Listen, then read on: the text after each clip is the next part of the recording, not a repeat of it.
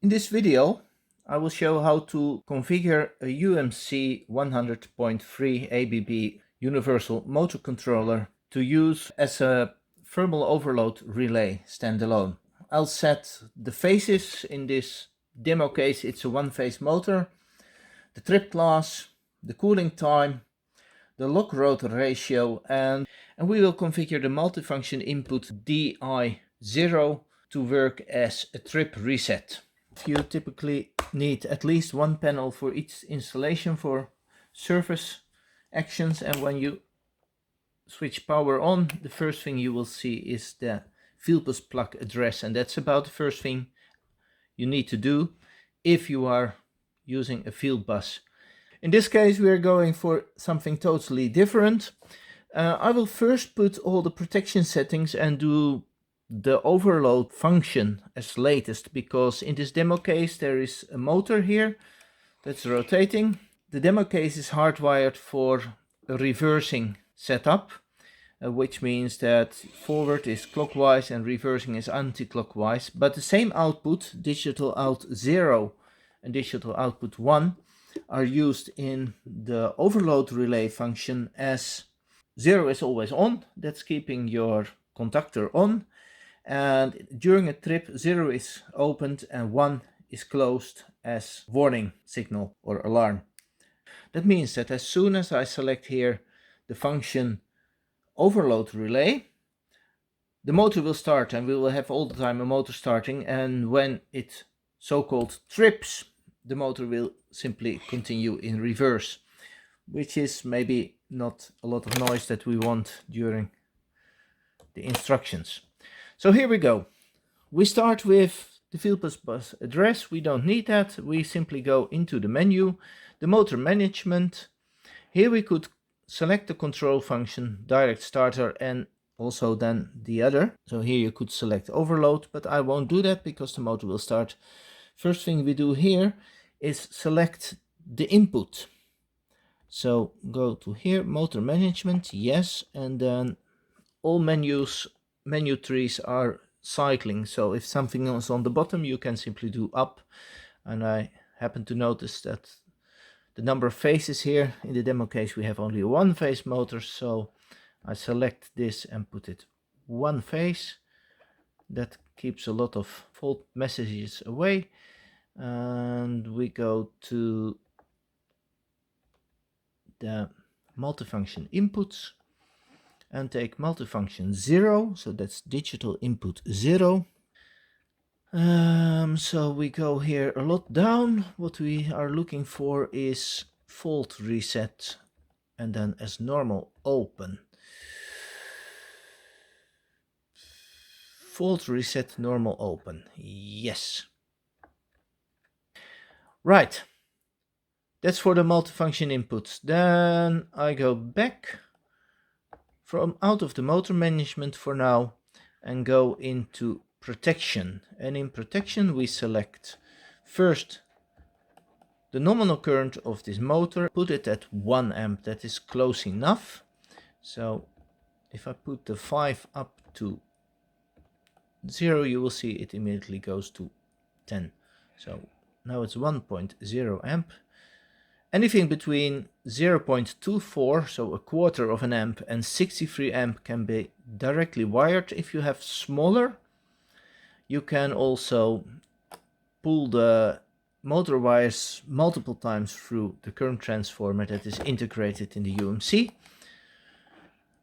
In that case, okay, trip class 10, you can choose 5 up to 40. I think 10 is... But if you use multiple wiring, you can choose here that is 1, 2, no, it's 2, 3, 4, or 5, and then 100% or more, that is when you use current transformers. So if you would have a 800/5 current transformer, that's 160 ratio, then you have to put here 1600%. In this case we don't need that. So why did I put select? I simply need to go to the next one. PTC, there's a PTC possibility. Well, it's in the demo case, so I'll put it on trip, right? And then there's a cooling mode. You can select after a thermal trip, do you want to have time or the mathematical heating model of the motor as a thermal load percentage. For testing purposes, time is always faster, because if you go for the thermal load, you will have to set a very high percentage and wait a long time. Time is easier, so we go for cooling mode time, and this is a demo case, so we go for the minimum available, which is 30 seconds, as is nicely told here. So that's the minimum available. Yes. Then the locked rotor. Yes, locked rotor trip level. With this engine, it takes, when locked, about 4.5 amps. I put that the nominal is 1, so I will have to put this like 450 and 420. 420. That's 420.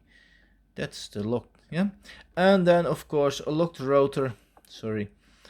The current is always there when you start, so you need to get a trip delay in order to allow for starting up. Let's put this on, let's say 3 seconds. So go up to 0, then we have already 1 second, and then we can increase the other digit, and ready. Yep, so we have a locked rotor with a trip delay. Okay, we're now just going through the locked rotor. Thermal load warning level 100%. Phases, phase loss protection on, but in one phase that doesn't matter. Over and undercurrent protection. I don't think we are going to use this, anything of this. We are just using this as a thermal relay, overload relay. So now I go to motor management. Oh, we can put a fault output, yeah, if we want to. Flash DO2, yeah, that's okay. Let's select that. So we have a fault warning flashing a LED. Back, and then here in motor management we go to control function, and this is the now we put it as an overload relay, and immediately the motor will start running.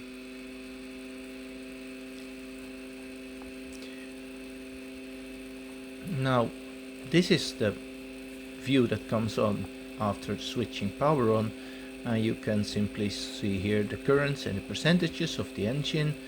You can see what the inputs and the outputs are doing. So if I put some switches on, then you start seeing that they are reacting. The same with outputs. You can see what the outputs are doing. The engine thermal load, maximum startup current. It was 475, and I put the locked rotor at 420, so that should work. Real startup time 0.3. I allowed for, I think, 2.5 seconds. And here's time to trip. Well, there's no trip going up, so, and this is time to cool. So now if I put here a time to trip,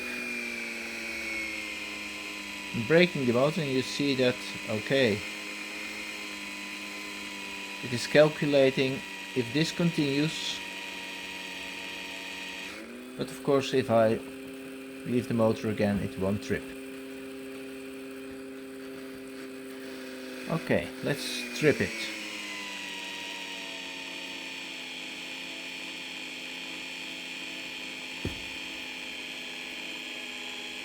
So what I'm doing is I'm simply braking with my fingers. That's how this demo case is made.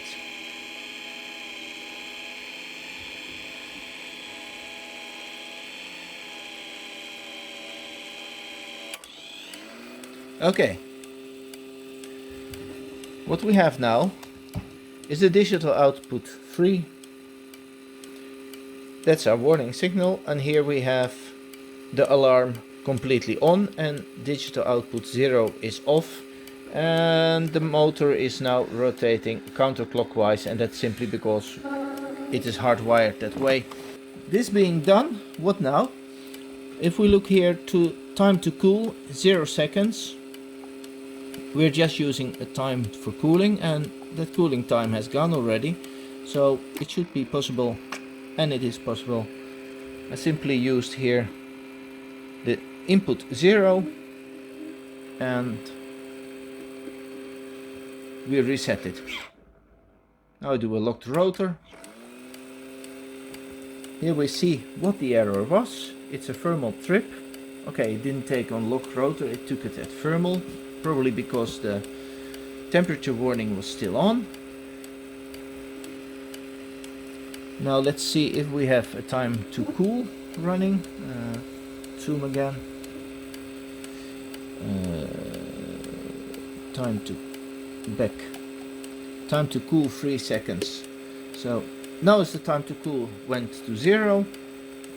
Zoom out. I use the reset input and the fault is reset. The red light goes off, the flickering stops, and the motor is running again. This is all.